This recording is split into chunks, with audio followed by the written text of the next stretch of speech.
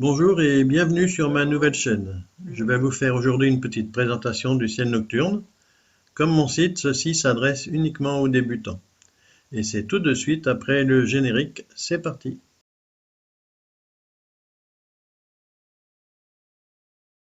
Les images que j'utilise sont issues du logiciel gratuit Stellarium qui représente le ciel tel que vous le voyez.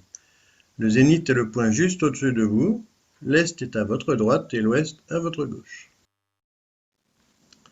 Les constellations sont des repères commodes qui n'ont toutefois de réalité que de notre point de vue, les étoiles les composant n'ayant pas forcément de rapport entre elles. Les plus brillantes sont reliées entre elles pour former des figures reconnaissables et qui semblent immuables. Ces formes nous viennent pour la plupart de l'Antiquité, ces dessins d'artistes représentant alors leur histoire, souvent tirés de la mythologie. La bordure rouge représente en quelque sorte la frontière de chaque constellation. Chaque étoile ou corps céleste situé à l'intérieur fait donc partie de celle-ci. Il y a ainsi un quadrillage de la totalité du ciel, les 88 constellations regroupant l'ensemble des corps célestes, même si à un instant donné, nous ne pouvons en voir que la moitié. Ce qui nous semble être un cercle est en fait la projection de la demi-sphère céleste au-dessus de notre point d'observation.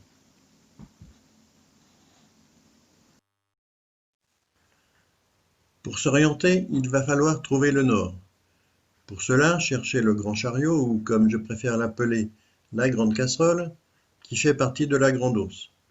Selon l'heure de la nuit ou le moment de l'année, elle n'aura pas forcément la même apparence. Elle pourra se retrouver la tête en bas et ceci est vrai pour toutes les constellations. Et c'est pourquoi il est parfois difficile de les repérer. Prolongez le bord de la casserole vers le haut, de 5 fois, jusqu'à trouver une étoile assez brillante. Il s'agit de l'étoile polaire qui, comme chacun sait, indique le nord. Vous ne pouvez pas la manquer, il n'y a pas d'autre étoile aussi brillante dans les parages. Cette étoile se situe en fait dans le prolongement de l'axe de rotation de la Terre, mais il n'en a pas toujours été ainsi. Notre planète étant comme une toupie, animée d'oscillations périodiques qui amènent son axe à changer d'orientation selon un cycle de 26 000 ans que l'on appelle la précession des équinoxes. Ainsi, il y a environ 5 000 ans, c'était Tuban du Dragon qui indiquait le nord et dans 12 000 ans, ce sera Vega de la Lyre. Et bien sûr, l'ensemble du ciel change à l'unisson. De notre point de vue, la voûte céleste tourne en raison de la rotation de la Terre, donc les constellations se lèvent et se couchent tour à tour. À l'exception de certaines que l'on appelle circumpolaires qui ne se couchent jamais. Elles se situent autour de la petite ours et cela dépend bien sûr du lieu où on se situe et plus exactement de la latitude de son lieu d'observation. On est donc assuré de voir et de pouvoir observer ces constellations et les objets qui s'y trouvent tout au long de la nuit ainsi que tout au long de l'année. Avec ici par ordre d'apparition à l'écran la grande ours, la petite ours, la girafe, le dragon, Céphée, Cassiopée, le lynx, le cocher, les chiens de chasse, Bouvier et enfin Hercule. On trouve un grand nombre d'objets différents dans le ciel, en dehors des planètes et des étoiles visibles à l'œil nu.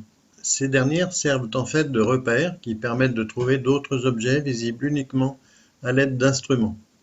Je vous ai montré l'environnement qui vous permettra de trouver aisément la constellation d'Hercule. Son corps est une sorte de carré et c'est là que nous allons pouvoir observer un bel amas globulaire, l'amas d'Hercule. Le voici, tel que vous pouvez le voir avec un Newton de 200 mm de diamètre, tel que mon télescope, et un oculaire à fort grossissement. Il s'agit d'un regroupement de centaines d'étoiles, comme il y en a tant dans le ciel profond. Nous pouvons aussi voir d'autres types d'objets, des galaxies par exemple, telles celles que je vais vous faire découvrir, la galaxie d'Andromède, notre proche voisine. Pour info, celle-ci va entrer prochainement en collision avec notre Voie lactée.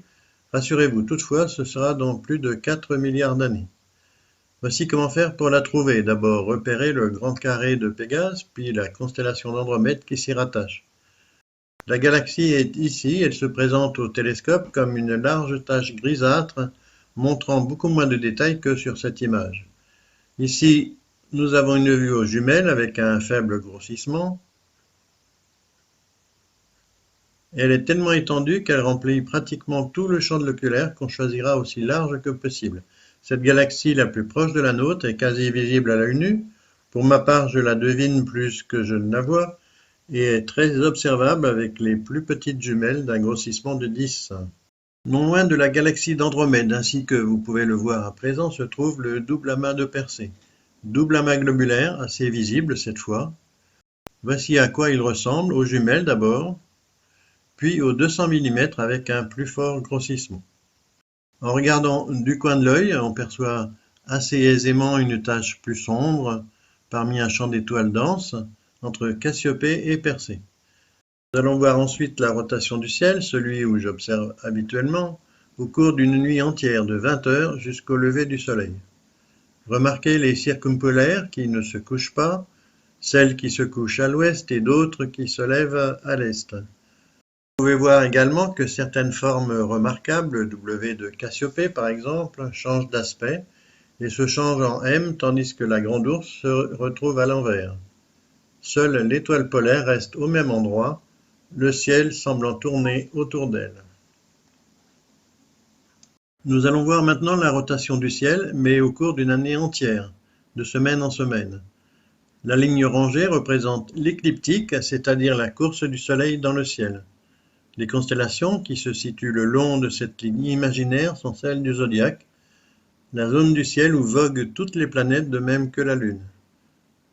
Marquez la ligne se déplacer à l'horizon, d'abord vers le nord-ouest au coucher et vers le sud-est au lever, l'est étant toujours à droite, puis se déplacer ensuite dans l'autre sens.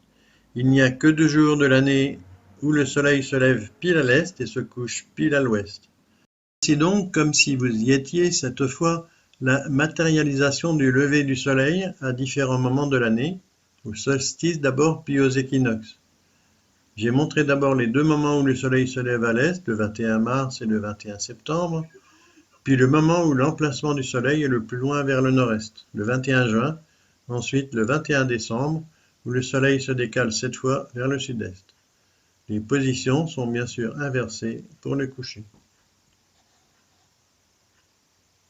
Merci de votre attention. N'oubliez pas de mettre un pouce bleu si cette vidéo vous a plu et de cliquer sur la cloche pour être tenu au courant de mes prochaines vidéos. N'hésitez pas à mettre des commentaires aussi pour me faire part de vos impressions, encouragements ou compliments éventuellement. Une chose encore, c'est ma première vidéo, alors s'il vous plaît, soyez indulgents. Vous trouverez en dessous de la vidéo le lien de mon site lecoindeciel.fr.